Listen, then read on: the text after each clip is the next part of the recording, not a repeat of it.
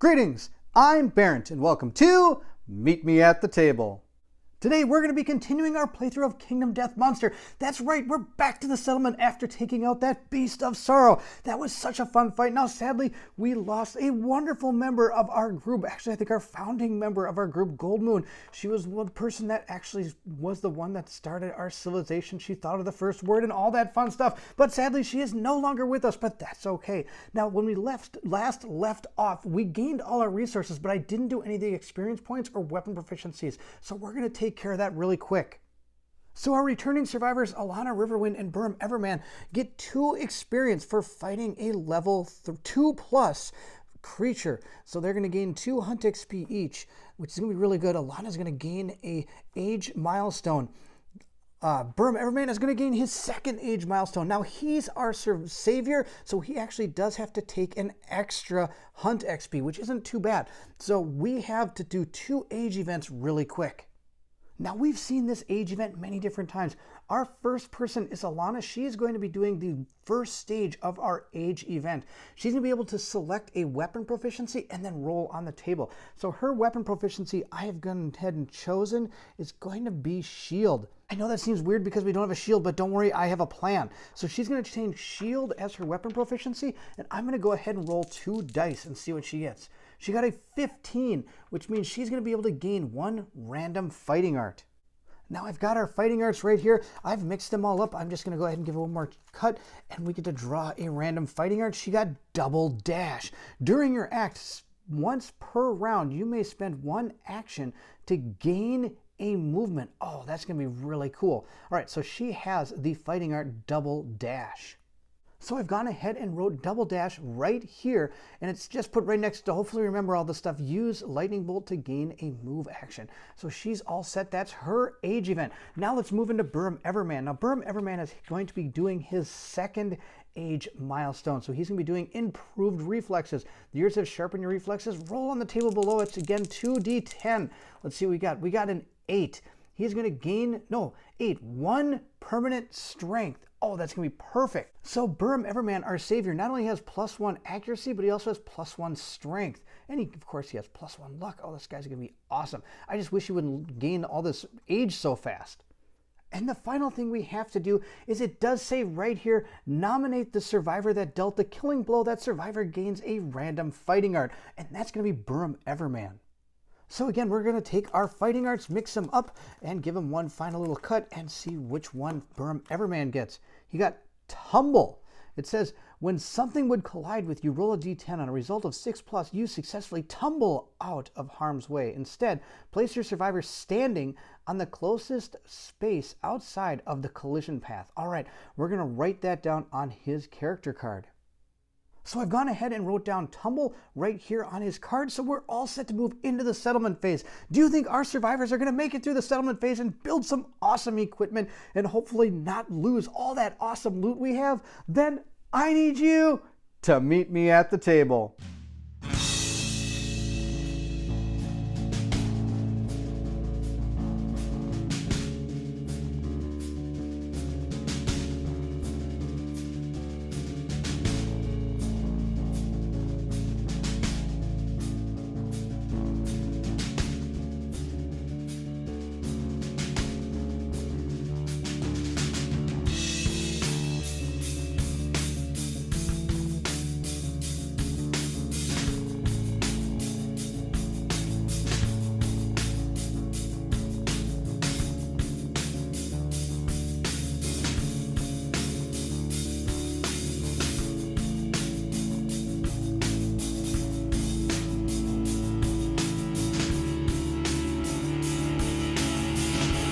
So again, if we start moving down our handy dandy card, we did our setup, our survivors have returned. I do have to heal all our survivors. I have to erase all the damage they have taken. I will do that shortly.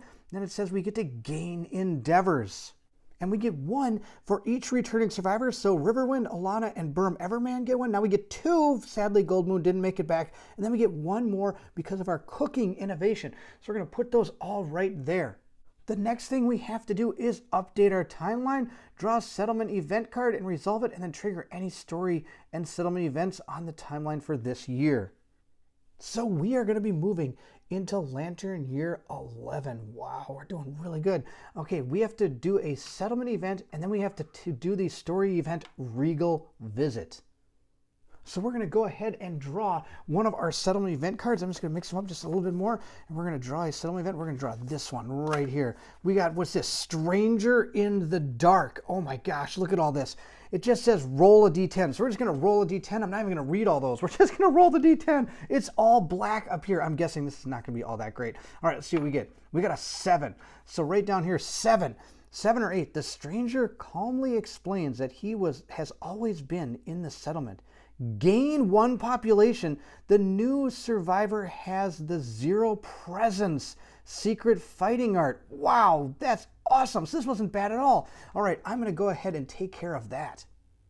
So now, sadly, we have come to the end of this page. We don't have any more room for people. So I've actually gone ahead and I'm going to start using a new book. My wife got me for this for Christmas. This is awesome. So we've got this really neat leather-bound book that I'm going to write our new characters in. And right up here, we have our new character, Fistendantalus. He's a male.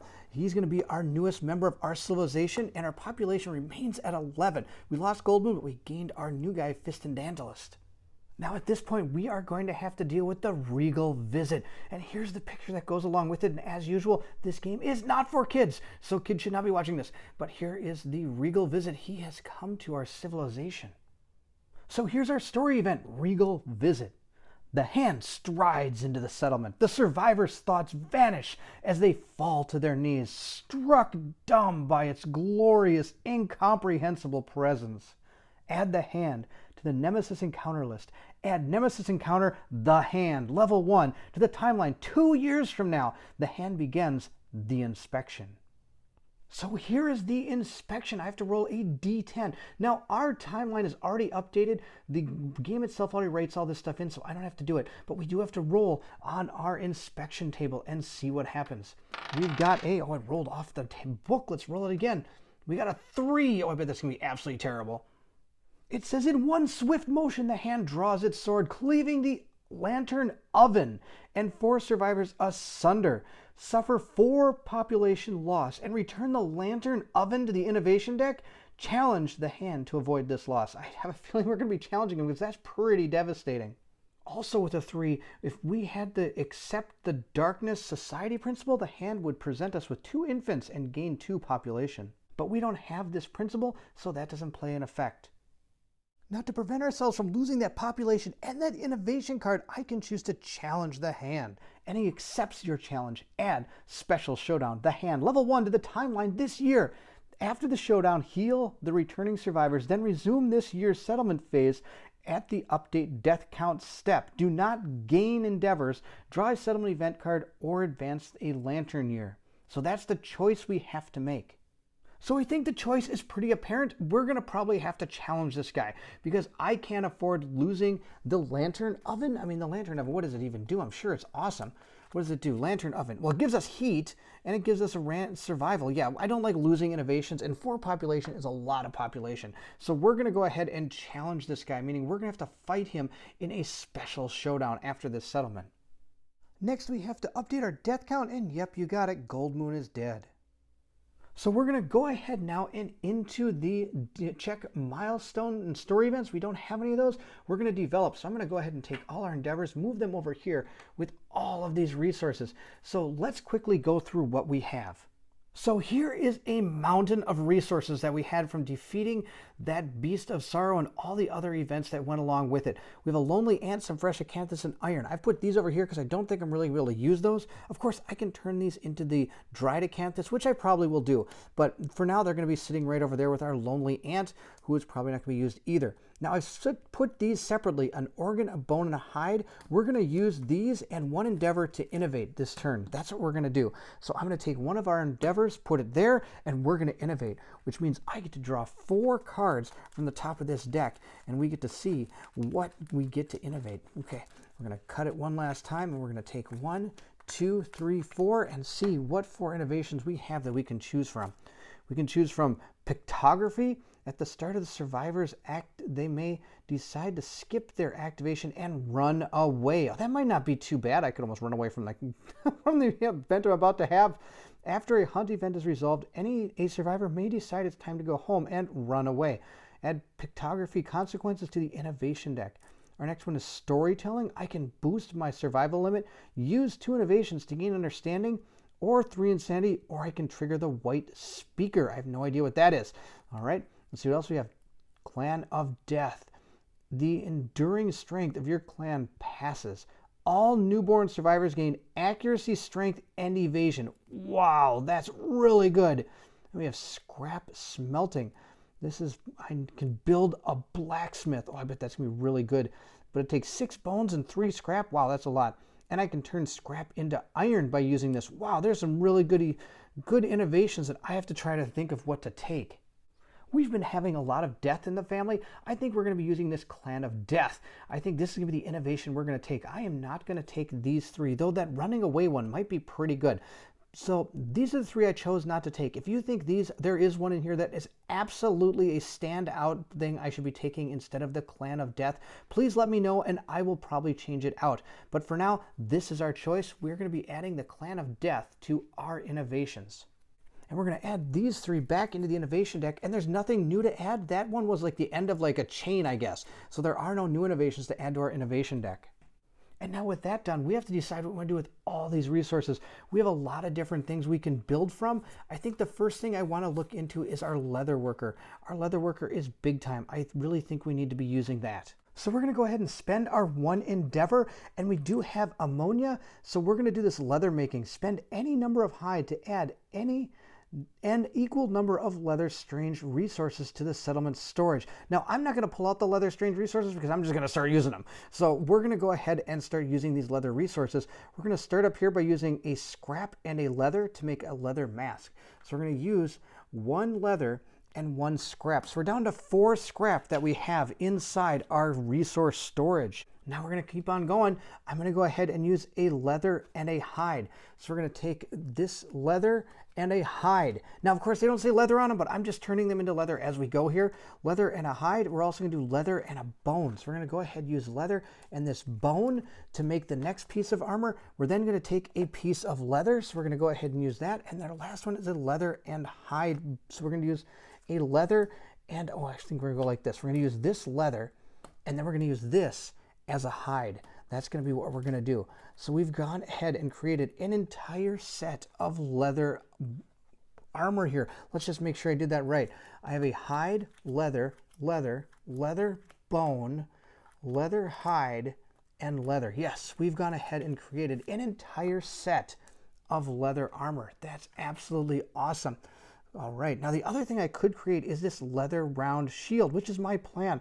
We're also going to use leather and a hide, and then we're also going to use 1 more bone to go ahead and create our shield. So we're going to pull those items out. We have our leather boots, which have at the end of your act, you may move 1 space. Now that's if these 2 greens are connected. Because they have the puzzle pieces down here, it means it has to be those 2 right there. It can't be any of the other ones. Do I have anything? I don't think anything else in here does that. Now this one, of course, when you depart, you gain 2 survival. When you depart, you gain 2 insanity. This is just a regular level leather cuirass. This is a leather skirt, just nothing extra. And then here's our leather shield. Add 1 to all hit locations. Absolutely awesome. Block 1. Spend an action to ignore 1 hit. Then the next time you are attacked. Lasts until your next activation. You cannot use block more than once per act. So this is our full leather set and our round leather shield. So we're going to go ahead and put those leather cards right up here with the rest of all our gear we have. And we have gained the leather armor complete bonus. It says add 1 to all hit locations and I ignore bash. That's going to be awesome. So we're going to go ahead and put that there as well.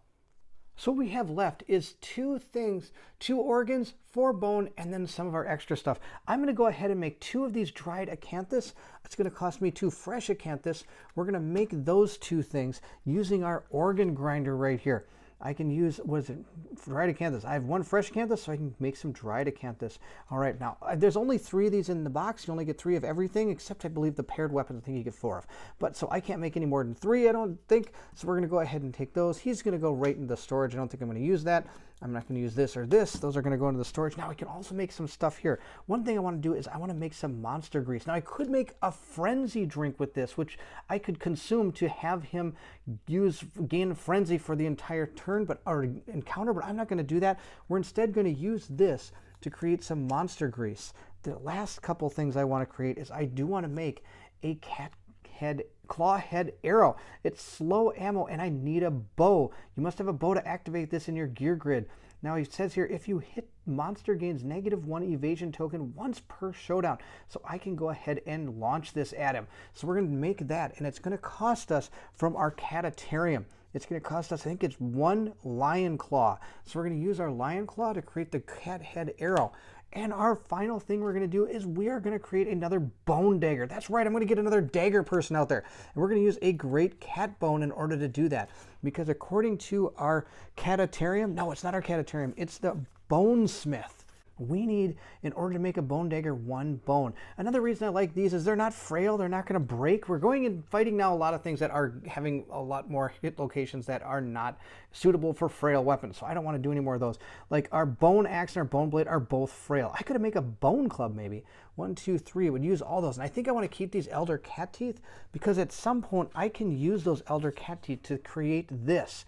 An elder cat or a cat fang knife, but I needed 4 organs, which is something I didn't really decide I was going to do. We're probably going to go back after some of these white lions eventually because there's some stuff in here I think I'd really like to try out. But for right now, here's what we're going to make. We're going to put these into storage. I don't think there's anything else. If you can think of anything else that I should make before going out on this, well, before I go ahead and take on that, what is it? The hand, which I'm probably going to get killed, you go ahead and tell me in the comments below. But this is what we're going to craft. I hope I did a good job. Now the only thing left to do is I do have 1, 2, 3, 4 endeavors left. One other thing I forgot to do is after I went and gave everybody their hunt XP, I forgot to give him his weapon proficiency for his katars because he hit quite a few times with those katars. Now sadly, I don't think Riverwind ever hit with his fist and tooth. If I'm wrong, please let me know, but I don't think he ever, wounded with his fist and tooth. He hit quite a bit, but he didn't wound, I don't think. So I forgot to put that there. Now we've got 4 more endeavors and really there's not much left to do. All of our things down here is weapon crafter I could build, which probably is something we should do pretty soon. Leather worker, I can do a harvest ritual. Spend any number of monster resources to draw an equal number of basic resources. We don't need to be doing that. Let's see what else we have. A stone circle, settlement location. I've already built that. We can share experiences. Nominate a survivor who has 2 or more hunt XP than yourself. They describe illuminating detail their desired death. If you're not deaf, gain 1 hunt XP for their story. If the nominated survivor has a shattered jaw, gain an insanity instead. We don't need to be doing that, and we don't need to be making, well, we already made the leather.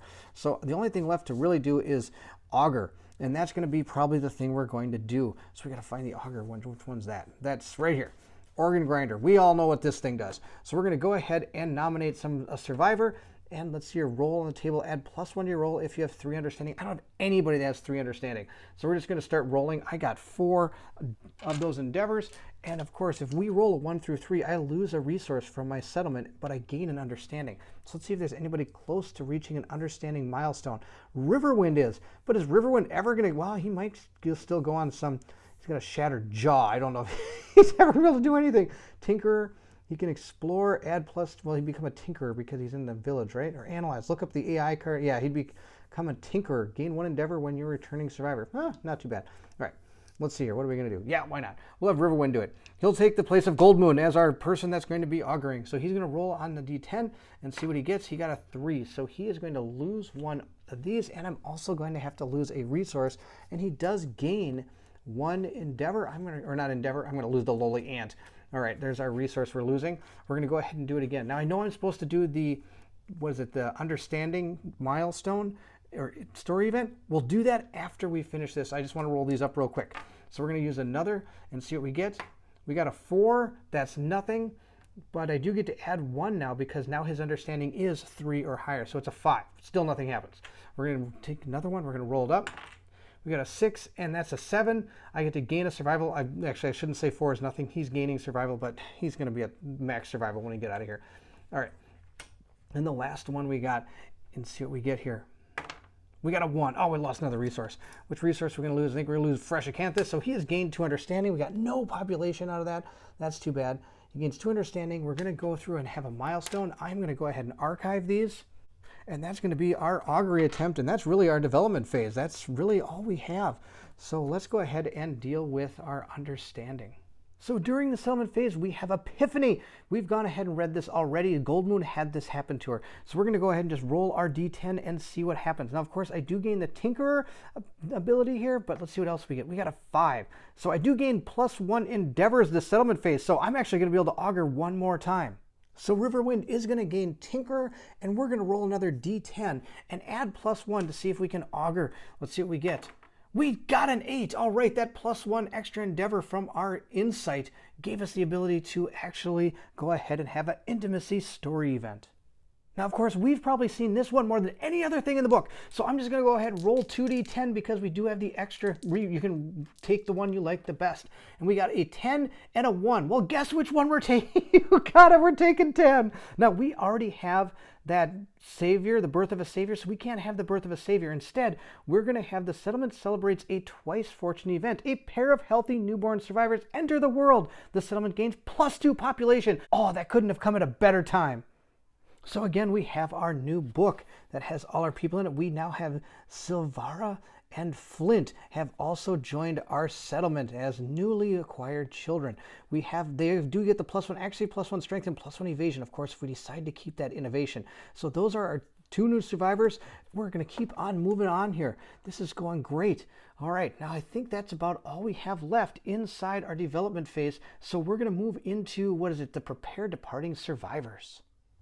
There is one more thing we need to do before we depart with our survivors. I forgot that Fist and Tantalus is supposed to take 0 presence secret fighting art. Take a look at this. It says gain +1 strength when attacking a monster from its blind spot. And whenever you attack a monster, you are always considered to be in its blind spot. Wow, that's fantastic. Now, of course, we got that because when we read through this, I forgot to actually get it for him when we went through the settlement event. So there we go. Let's go see what our departing survivors are going to look like. So our first character is going to be Mina. She's going to go out and attempt to take on the Hand. Now, one thing I forgot to do is during the intimacy event, I should have nominated 2 survivors. I forgot to do that, and it didn't matter for that one because they weren't actually going to be part of it, but in the future, I have to remember to do that. Also, I do have this innovation that I've been forgetting about as well, whereas the people I nominate, I can give them surnames, and they can take some of the weapon proficiencies. Now, there's only one person that really has weapon proficiencies at this time, if I don't stumble over my own words, and that's going to be Burum Everman. And I don't think I'd ever have him do any of the intimacy events, because the last thing I'd want is him dying in that thing. So anyway, we're going to get back to here. We have Mina. She's going to actually have 5 armor on absolutely everything. She gets 3 for all the pieces of leather she has, and the leather armor here says that I get +1 to all hit locations. That's awesome. And on top of that, I also have the shield that gives her 1 to all hit locations. So she's carrying a shield and the bone blade into combat. She has a Stratocanthus just in case she needs it. This is going to be hopefully our person he attacks the most. I'm probably going to have him standing in for her and standing in front as much as I can. She also has Monster Grease, which is going to give her evasion. So I'm hoping that this character can do some real good, taking of the damage. That's going to be my plan. Now, she also starts with 2 insanity because of her, her leather mask, and she gets +2 from her Dridacanthus and leather bracers for survival, and the settlement itself automatically gives 4 or 5 survival. I have to figure that out. So she's at the max of 7 no matter what. So that's going to be Mina. She's going to move on in. All right, next we have Asha. She again is kind of taking that utility role and potential archer. She now has the entire rawhide set, and she has the catgut arrow, the cat eye circlet, and she's got the catgut bow. So I've given her all her armor over here. She has 2 on everything and 3 on the head because of her lioness headdress. And of course, she now has the rawhide armor, which gives her +1 to all hit locations, and she's the one that's going to be able to gain her survival back, which is good because I use that cat eye circlet a lot. Now, she starts with 7 survival. I get 1 because I named her, 4 from the settlement itself, so we have 5. 5 survival from departing survivors. We also get 5, 6 here, and 7 there, so she has her max survival. And Steel here is taking over our Knuckles. He's going to be our Beast Knuckle Hitter guy. He doesn't actually have a full set of something. We need to work on the Screaming set. Maybe we'll go for that next time. He's got all the Screaming set that he can get, but he does have the Rawhide boots. He starts with only 6 survival because, of course, he gets 4 for the innovations, 1 for naming him, and he gets 1 for his Rawhide boots. Now, I did give him the bandages just in case. I don't know what this thing's going to do. And he has the Lucky Charm. Why not? Give him +1 luck, even though most of the time you can't critically hit these kind of creatures. But that's okay. So he is all set to go. And last but not least, we have Palin. He's also going to go in as well. He's got 3 armor to everything. He only gets 5 survival, 4 from the innovations and 1 for naming him. So he gets 5 survival because none of this is going to actually give him any extra survival. But he does have the full White Lion set, which of course again is going to give +1 to all locations, and he does so much better with his daggers and katars, +1 speed and +2 strength when attacking with these. And I've given him both of the bone daggers with the blood paint in between, so he can activate both these bone daggers when he goes in and attacks. And he's going to be gaining +2 strength because of the monster tooth necklace. So he has 3 strength when fighting with these bone daggers. So I think this character is going to be set up pretty well to handle some of the stuff that's going to be coming at him. I hope he does pretty well. We will find out when we fight the hand. So there you have it. I've gone ahead and archived our resources. I've wrote them down here. I've got our Eye of Cat, Great Cat Bone. I put the Elder Cat Teeth down here because that's kind of a nicer item. So in case we really need to use bones, then we'll use it. Otherwise, it's kind of a legendary little thing. So I don't want to get rid of it too early. We also have our iron. And here's all our items that we didn't decide to bring with us on our fight. I'm supposed to write them, I think, on the gear storage here, but I don't ever do that. I just kind of keep them all together in the box like that. And if I ever have any damage to the gear storage, we'll take care of it then. But I do keep them separated from what we actually take out on our adventure when we go hunting or to special showdowns, which we're doing now against the hand. So thank you so much for watching. I hope you enjoyed the settlement phase. It was a lot of fun. I think we did pretty good. We got some more population, but of course now I have to take on that hand. It'll be interesting to see how that works. Now, I have not actually finished the hand. I built him. I'm working on painting him up, so he should be ready really soon, and we'll be going into it. Of course, I also want to make some new survivors for the gear that we have just acquired, so that'll also need to be taken place as well before we can get to that showdown. I'm really excited to get to it, so I'm going to be working on that really hard. If you did enjoy the video, don't forget to like, subscribe, and hit that bell symbol so you know when the hand fight comes out. Also, please feel free to leave anything in the comments below. Did I do a pretty good job on this settlement phase, or were there some things you think I should have done differently? I'm excited to hear what you have to say. Now, if you think our survivors can take on the hand and win, well, or lose, or actually, maybe it's a good fight or a bad fight. We'll see. It's going to be a really, really interesting event. All right, then I need you to meet me at the table.